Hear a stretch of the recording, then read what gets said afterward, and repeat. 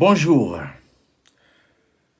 L'apôtre Paul dit dans sa lettre aux Romains, chapitre 3, verset 24, nous sommes gratuitement justifiés par sa grâce, par le moyen de la rédemption qui est en Jésus-Christ.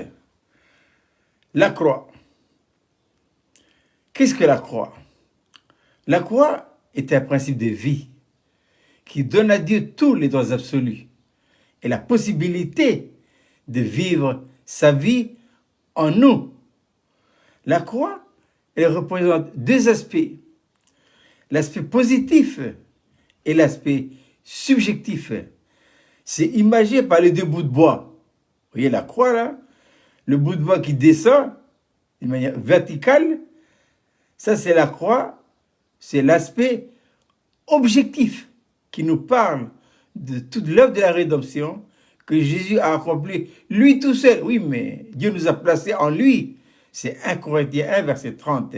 Ensuite, il y a l'autre bois qui va de travers l'aspect, qui se place d'une manière horizontale. Ça, c'est l'aspect subjectif, où le Saint-Esprit et la croix va nous faire rentrer dans la réalité expérimentale de toute l'œuvre de la rédemption. Je reviens à notre texte de base, Romains chapitre 3, verset 24. Gratuitement justifié par sa grâce, par le moyen de la rédemption qui est en Jésus-Christ. Parce que nous voyons dans Jean chapitre 3, où Jésus s'entretient avec Nicodème. On voit déjà là, les deux aspects de la croix. Jésus dit à Nicodème, qui est Nicodème, pour commencer?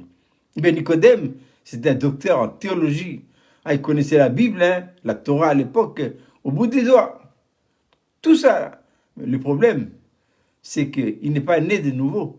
C'est ça le gros problème. Donc, il faut bien expliquer ce qu'est la nouvelle naissance. C'est le point de départ. La nouvelle naissance, c'est l'acceptation en soi d'une seconde vie. Bon, ça, j'y passe, parce que ce qui m'intéresse maintenant, c'est surtout la croix sur le plan subjectif, expérimental. Voilà. Donc, Jésus dit à Nicodème, si quelqu'un naît de nouveau, il ne peut voir le royaume de Dieu. Ça, c'est l'aspect objectif.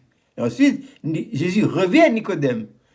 Il dit, si quelqu'un ne naît d'eau et d'esprit, il ne peut entrer. Regardez bien la différence. Naître de nouveau, ensuite, pour voir. Et ensuite, maintenant, naître d'eau.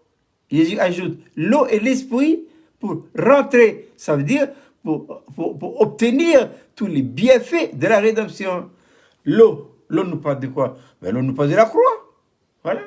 Et le Saint-Esprit et la croix travaillent de pair.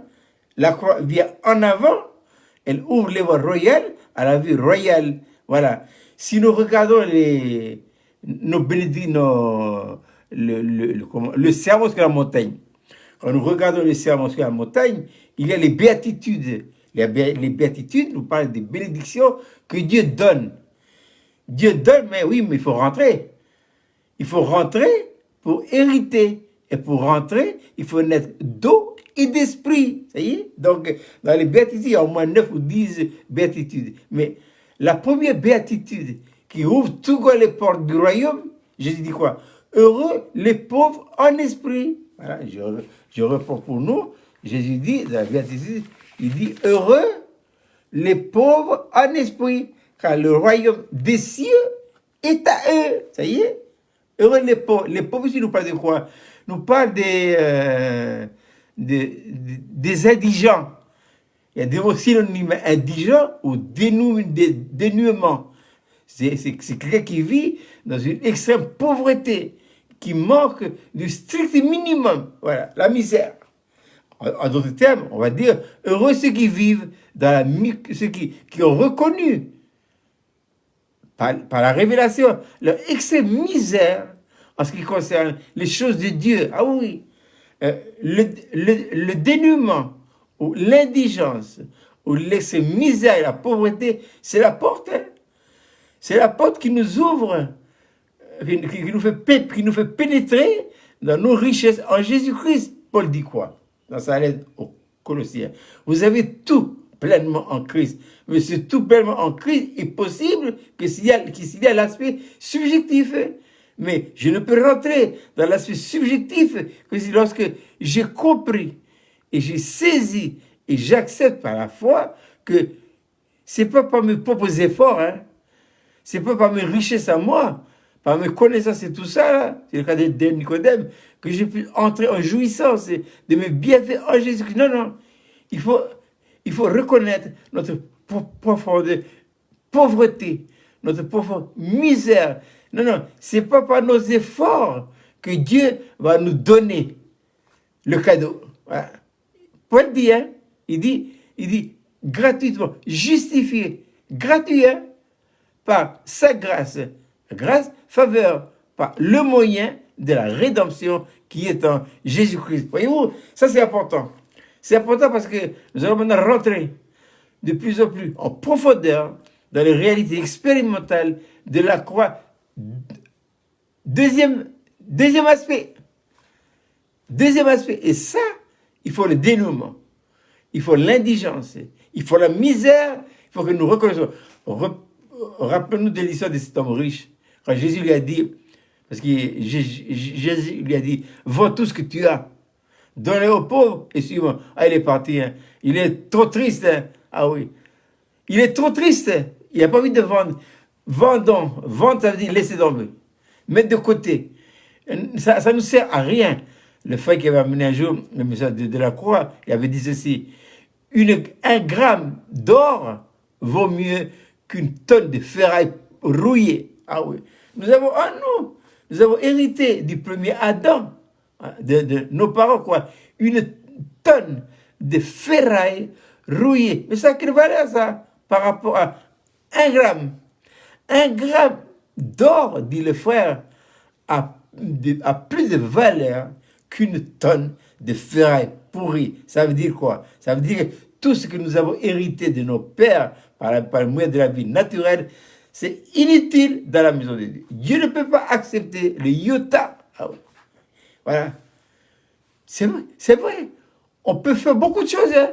Oui, mais si ce que nous avons acquis d'une manière intellectuelle, ah oui, par le moyen de la vie naturelle, ne connaît pas le toucher de la croix, ça n'a aucune valeur. C'est pourquoi la maison, elle est inséparable de l'autel. David dira, à propos de la révélation du lieu où sera construit le temple, ici sera la maison, l'autel, Holocauste et Israël. L'autel de l'ancienne alliance nous parle de la croix, de la nouvelle alliance. La croix et l'autel sont deux éléments inséparables. La première chose que la croix va nous montrer, à moi et à vous qui m'écoutez ce matin dans cette vidéo, notre profonde indigence, notre profonde pauvreté, notre profonde misère. Nous sommes nés dans la misère spirituelle. Voilà. C'est vrai, c'est humiliant, mais c'est ça. C'est ça. C'est ça. C'est la dépendance. Trois choses. Soumission, obéissance et dépendance. Et ça, c'est dur à l'homme, ça. Hein? Mais c'est ça la croix. On ne veut pas accepter. Acceptons notre propre indigence. Acceptons notre profond dénuement et notre misère. C'est ainsi que la porte du royaume des cieux nous sera ouverte grandement, ah oui, largement. C'est la porte d'entrée, hein, pour pouvoir hériter de toutes nos richesses en Jésus-Christ.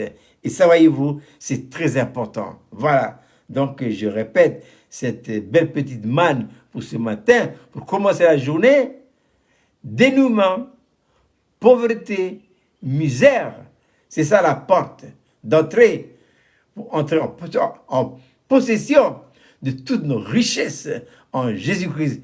Quelle est la valeur, hein? Dites-moi un peu. Quelle est la valeur d'une tonne de ferraille par rapport à un gramme d'or? Ah oui, le gramme d'or nous parle de quoi? De la vie divine. Et je suppose que ce matin, je m'adresse aux hommes et femmes, aux femmes qui sont réellement nés de nouveau et possédant la vie nouvelle. Voilà. Et ça, voyez-vous, c'est très important. Eh bien, il ne me restait plus à vous souhaiter de passer une agréable journée. Je répète le texte du jour, Romains 3, verset 24, gratuitement justifié, c'est gratuit, hein? Il n'y a pas payé, hein? Il n'y a pas d'effort, c'est gratuit. Ah, je répète parce que c'est très important. Il n'y a pas d'effort à faire. Esaïe dira, venez sans argent. Venez manger sans argent, sans payer, c'est gratuit. Mais la gratuité suppose une extrême pauvreté, indigence, dénuement. C'est pourquoi, dans les sermons sur la montagne, les béatitudes, tous les 9 ou 10 béatitudes, la porte d'entrée, c'est quoi? Heureux les pauvres. Heureux les pauvres en esprit, car le royaume des cieux est à eux. Bonne journée, bon courage pour ceux qui vont au travail, et les enfants, bon courage à l'école. Moi, il ne me restait plus que de mettre mes chaussures de sport et d'aller faire un coup de marche à Koutio. Au revoir et bonne journée.